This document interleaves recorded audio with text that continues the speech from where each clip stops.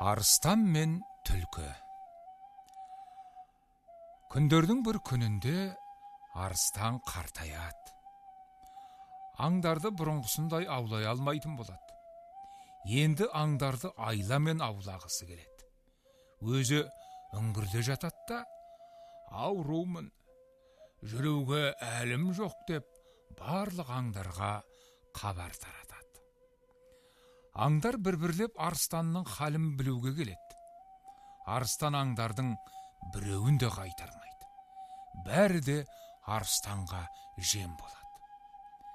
Бір күні түлкі келеді.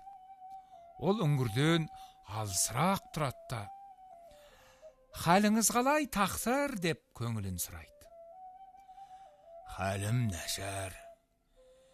Неге жақынырақ келмейсің?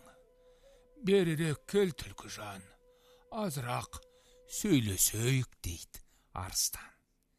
Сонда түлкі: «Мен саған жақынырақ барар едім-ау, бірақ саған кірген із бар да, шыққан із жоқ» деп түлкі жүріп кетіп